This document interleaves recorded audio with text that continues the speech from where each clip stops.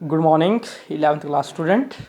This is Avinash, your biology teacher, and welcome in online classes. We have already completed a very little portion of the first chapter. The name of your first chapter is the living world, and which come under the first unit. Now, today we are going to discussing about the next topic, diversity of the living world. So I hope you enjoy this video. So let's start this video. So देखिए, ये हमारा topic है आज का, the diversity of the living world का। ठीक है, तो इस diversity of the living world को एक सिंगल वर्ड में कन्वर्ट करें तो बायो डाइवर्सिटी, इसका मतलब होता है बायो डाइवर्सिटी। मैंने पहले का लिखा हुआ है। ठीक है, नाउ बायो का मतलब लिविंग होता है और डाइवर्सिटी का means various form, means number of various forms जो है वो इस अर्थ के ऊपर एग्जिस्ट करती हैं। ठीक है, तो number of living forms exist करती हैं, डिफरेंट है ना, यूनिसेलुलर से लेके मल्टी सेलुलर ऑर्गेनिज्म तक। नंबर ऑफ अभी तक हम टोटल जितनी भी डाइवर्सिटी जो प्रेजेंट है अर्थ के ऊपर, उसका सिर्फ हम 20% जो है वो जानते हैं। 80% आज भी हमें पता नहीं है, या अभी भी साइंटिस्ट जो है वो डिस्कवर कर रहे हैं।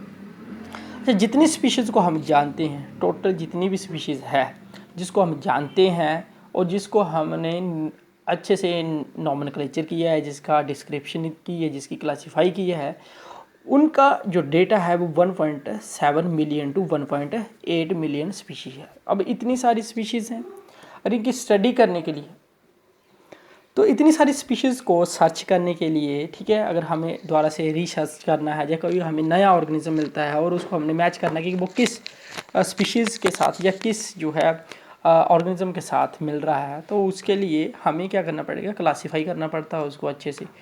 ठीक हो, तो इन स्पीशीज़ को एक क्राइटेरिया बनाया गया जिसके अकॉर्डिंग इनको क्लासीफाई किया गया था। ठीक है, अलग अलग इसमें क्लासीफाई किया गया था। और एक मेजर इम्पोर्टेंट जो बात है, ठीक है, कि मैक्सिमम स्पीशीज़ के लोकल नेम होते हैं। जैसे हमारे यहाँ पे नंबर ऑफ़ जो लोकल स्पीशीज़ है ना, जैसे हमारे यहाँ जो बैंगन है, ठीक है, ब्रिंजल जो है उसको बैंगन या ब्रिंजल बोला जाता है। ठीक है, वहीं आप मॉरिशस में जाएं तो वहाँ इसको है ना एग प्लांट बोला जाता है। तो अलग अलग तो लोकल नेम हमेशा ही कन्फ्यूज़न क्रिएट करते हैं। कन्फ्यूज़न मीन्स एम्बिगिटी कोज करते हैं। तो एम्बिगिटी को रिमूव करने के लिए, कन्फ्यूज़न को रिमूव करने के लिए साइंटिस्ट ने जो है एक साइंटिफिक जो है सिस्टम बनाया जिसको बोलते हैं नॉमेनक्लेचर। और इस नॉमेनक्लेचर के थ्रू जिस स्पीशीज़ का भी नेम दिया जाएगा वो वर्ल्ड वाइड एक्सेप्टेड होगा। और इसको नेम किया था कैरोल्स, ठीक है, कैरोल्स लिनियस साइंटिस्ट थे, उन्होंने इसको नेम्ड किया था। और इसका जो था बाइनोमियल नॉमेनक्लेचर, और इन्होंने जो दिया था बाइनोमियल नॉमेनक्लेचर, इन्होंने बोला था कि अगर हम किसी भी स्पीशीज़ का नेम देने जा रहे हैं या किसी भी इंडिविजुअल ऑर्गेनिज्म का नेम देने जा रहे हैं, उसका नेम 2 वर्ड से बना होना चाहिए। ठीक है, 2 वर्ड से बना होना चाहिए। ठीक है, और वो वर्ड जो है, पहला जो वर्ड होगा वो जीनस, जैसे हमारा, जैसे मैं अपना नाम लिखता हूँ अविनाश रिहालिया। ठीक है, अविनाश रिहालिया। ठीक है, ये 2 वर्ड से बना हुआ है। दैट मीन्स ये मेरे है ना, ये मेरे जो है जो रियल नेम को प्रोनाउंस कर रहा है, ये मेरे सरनेम को प्रोनाउंस कर रहा है। तो इसी टाइप से इन्होंने बोला कि ये 2 वर्ड से बना होना चाहिए। ठीक है, तो 2 वर्ड से नेम बना होता है। जैसे मैं एग्जांपल दूँ, मैंजीफेरा इंडिका, जिसको मैंगो बोलते हैं, ठीक है, मैंजीफेरा इंडिका बोलते हैं। ठीक है, कुरकुम्मा डोमेस्टिका, कुरकुम्मा CU होगा। ठीक है, कुरकुम्मा डोमेस्टिका। तो ये नेम, हल्दी होती है, कुरकुम्मा डोमेस्टिका हल्दी होती है। ठीक है, ये कुछ साइंटिफिक नेम है। तो इस टाइप से 2 वर्ड, और जो पहला नेम होगा, फर्स्ट नेम जो हो वो किसको रिप्रेजेंट करेगा, जीनस को, और जो दूसरा सेकंड नेम होगा वो रिप्रेजेंट करेगा स्पीशीज़ को। ठीक है, स्पीशीज़ एपिथेट बोला जाता है। ठीक है, और 2 स्पीशीज़ और किसी भी दो स्पीशीज का, टू स्पीशीज का नेम सिमिलर नहीं होगा, चाहे वो प्लांट में हो चाहे वो एनिमल में हो। और जीनस जब भी हम नेम राइट करेंगे, ठीक है, राइट करते हैं, प्रिंट करते हैं, कुछ भी करेंगे, तो जीनस का नेम हमेशा क्या जो है कैपिटल लेटर से स्टार्ट होगा। एम जैसे मैंने लिखा हुआ कैपिटल, ठीक है, मैंजीफेरा इंडिका, ठीक है, तो इसका कैपिटल लेटर से स्टार्ट होगा। और स्पीशीज नेम जो हमेशा ही स्मॉल लेटर से स्टार्ट होगा। हो सकता है कि सब स्पीशीज हो तो सब स्पीशीज को आप इसके पीछे जो है राइट करेंगे, स्पीशीज के पीछे। नाउ आगे देखिए, साइंटिफिक शुड बी, है ना, साइंटिफिक नेम जो है ना, scientific name should be printed as italic. जो साइंटिफिक नेम होगा वो किसमें, इटालिक वर्ड्स में, इटालिक प्रिंटेड इटालिक, ठीक है, इटालिक लैंग्वेज में जो है प्रिंट होना चाहिए, इटालिक लैंग्वेज में प्रिंट, ब्रॉड होना चाहिए, इटालिक लैंग्वेज में प्रिंट चाहिए। अगर आप उसको हैंड रिटन कर रहे हैं तो वो जो भी हैंड है तो उसको सेपरेट अंडरलाइन करना। जैसे ये मैंने सेपरेट अंडरलाइन किया, देखिए मैं लिखता हूँ यहाँ पे दोबारा से, होमोसेपियंस का होमोसेपियंस लिखा, तो उसको सेपरेट हम अंडरलाइन करेंगे। मान लो कि अब किसी साइंटिस्ट का नाम लिखना, जैसे होमोसेपियंस है ना, लिनेयस ने डिस्कवर किया, तो हम उसका एब्रीविएशन की फॉर्म में इसको नेमिंग कर देंगे, ठीक है। अगर हमें सब स्पीशीज़ लिखनी है तो सब स्पीशीज़ को हमें इस टाइप से लिखते हैं, ठीक है, सब स्पीशीज़ को होमोसेपियंस यूरोपियन लिख देंगे, ठीक है। तो कैरोल्स लिनियस ने बाइनोमियल नॉमेनक्लेचर दिया था 1758 में। फिर उस टाइम एक लॉ ऑफ प्रायोरिटी दिया गया था। लॉ ऑफ प्रायोरिटी क्या बोलता है, लॉ ऑफ प्रायोरिटी में ये बोला गया था कि इससे पहले जितने भी नेम दिए गए हैं, ठीक है, वो कहते हैं थोड़े कन्फ्यूजेबल नेम है और अपनी लैंग्वेज के अकॉर्डिंग उनको दिए गए, वो सारे के सारे डिस्कार्ड कर दिए गए, इनवैलिड हैं। और वो जो इसके बाद जो नेम दिए जाएंगे और जो नेम इस रूल को फॉलो नहीं करेंगे, मींस बाइनोमियल नोमेनक्लेचर को फॉलो नहीं करेंगे, वो भी डिस्कार्ड कर दी जाएंगी। प्रायोरिटी उन्हीं को दी जाएगी, ठीक है, जो जिनकी नेमिंग जो है अकॉर्डिंग टू बाइनोमियल नोमेनक्लेचर की होगी। तो this is the law of priority. Next topic जो है आपका टैक्सोनॉमिक क्लासिफिकेशन, देखेंगे हम कि टैक्सोनॉमिक क्लासिफिकेशन क्या होती है। सिस्टमैटिक, है ना, सिस्टमैटिक क्या होता है, टैक्सोनॉमिक कैटेगरी के होते हैं।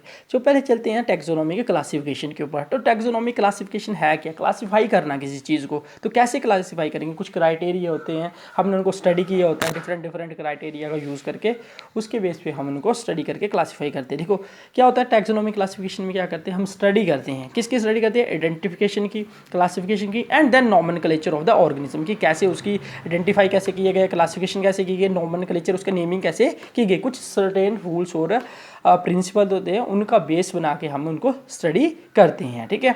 अब आते हैं सिस्टमैटिक के ऊपर। सिस्टमैटिक ये सबसे कन्फ्यूजेबल टर्म है और बच्चे जो है इसी में कन्फ्यूज रहते हैं, मैक्सिमम टाइम जो है समझ नहीं आता है या टीचर इसको अच्छे से एक्सप्लेन नहीं कर पाता। आज मैं आपको बिल्कुल सिंपल एंड बिल्कुल ईजी फॉर्म में इसको बताऊंगा। देखो स्टडी क्या है, study of the taxonomy. Taxonomy हमने पढ़ लिया कि टैक्सोनॉमी क्या है, तो देखिए टैक्सोनॉमी क्या था, आइडेंटिफिकेशन, क्लासिफिकेशन, नॉमेनक्लेचर होता है। Study of the taxonomy and the evolutionary relationship, इसकी स्टडी करना कि कोई ऑर्गेनिज्म जो है वो उनका आपस में कोई रिलेशन है या नहीं है, या उनके जो इंसेस्टर थे उनमें कोई रिलेशन है या नहीं, उसको बोलते हैं हम एवोल्यूशनरी रिलेशनशिप। और साइंटिफिकली एवोल्यूशनरी रिलेशनशिप को बोला जाता है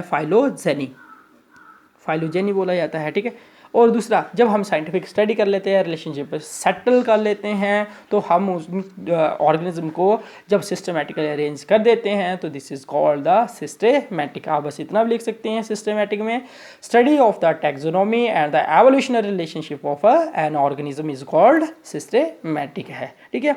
अब इसमें मोस्ट इंपॉर्टेंट एक चीज़ है, देखिए फादर ऑफ टैक्सोनॉमी किसको बोला जाता है, क्योंकि सबसे पहले क्लासीफाई जिसने किया था, ऑर्गेनिज्म को क्लासीफाई करने की कोशिश की थी, ट्राई किया था और किया भी था, वो कैरोल्स लिनियस ने किया था। और कैरोल्स लिनियस ने, है ना, इनको इसलिए ही फादर ऑफ टैक्सोनॉमी बोला जाता है। सेकेंड थिंग देखिए, जो कैरोल्स लिनियस थे इन्होंने सिस्टेमा नेचुरी में सिस्टेमैटिक वर्ड को यूज़ किया था और वहाँ इन्होंने एक्सप्लेन इसको किया था कि एक्चुअली में सिस्टेमैटिक क्या है। जब इन्होंने ऑर्गेनिज्म को क्लासीफाई किया तो देखिए, जब इन्होंने ऑर्गेनिज्म को क्लासीफाई किया तो इन्होंने कुछ, है ना, कैटेगरीज, अब कैटेगरीज देखते हैं क्या होती हैं।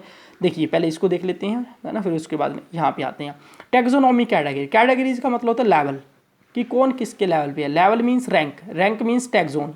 हम साइंटिफिकली क्या यूज़ करते हैं, हम टैक्सोन यूज़ करते हैं। जैसे आपका क्या रैंक है, मेरा 3rd रैंक आया, 4th रैंक आया, तो वैसे टैक्सोन होता है। तो डिफरेंट डिफरेंट टैक्सोन बनाए गए हैं। टैक्सोनॉमी कुछ नहीं है, कैटेगरी है, लेवल, रैंक, कुछ भी आप बोल सकती हैं।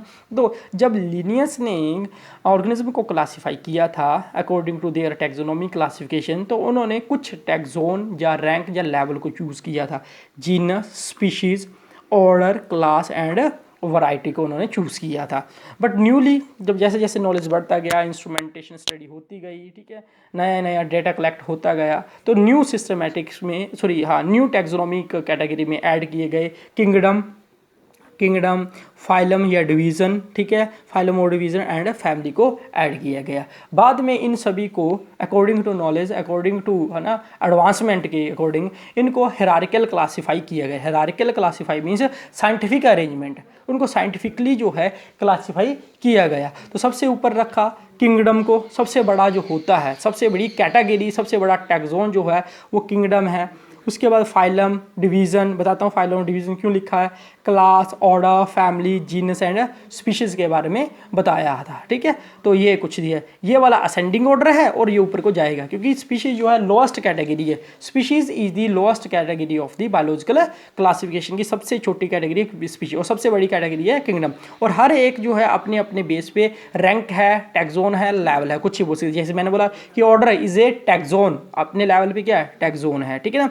और फाइलम और डिवीजन, फाइलम वर्ड को यूज किया जाता है in the term of animals को क्लासिफाई करने के लिए, और डिवीजन वर्ड को यूज किया जाता है in the term of plant को क्लासिफाई करने के लिए। और हिरार्किकल क्लासिफिकेशन मैंने बता दिया कि हिरार्किकल का मतलब क्या होता है, साइंटिफिक अरेंजमेंट। जब साइंटिफिकली हम कुछ रूल्स एंड रेगुलेशन या प्रिंसिपल को यूज करके हम अरेंजमेंट एक सेटल करते हैं, तो उसको हम बोलते हैं हिरार्किकल क्लासिफिकेशन बोला जाता है। Now here I stop the video, ठीक है, क्योंकि वीडियो लंबी हो जाएगी, तो मैं यहीं इसको स्टॉप कर रहा हूँ। अगर आपको कोई भी कन्फ्यूज़न हो, कहीं भी कोई डाउट हो, ज़रूरी नहीं है कि ये जो टॉपिक मैं पढ़ा रहा हूँ अगर आप घर में पढ़ रहे हैं उसमें भी आपको कन्फ्यूज़न है कहीं, तो आप मुझे थ्रू आउट बायो कहीं से भी कोई भी क्वेश्चन आप मुझे कर सकते हैं, पूछ सकते हैं, ठीक है, by message, by phone call, मेरा नंबर आपके पास होगा। So thank you very much, I hope you enjoy this video.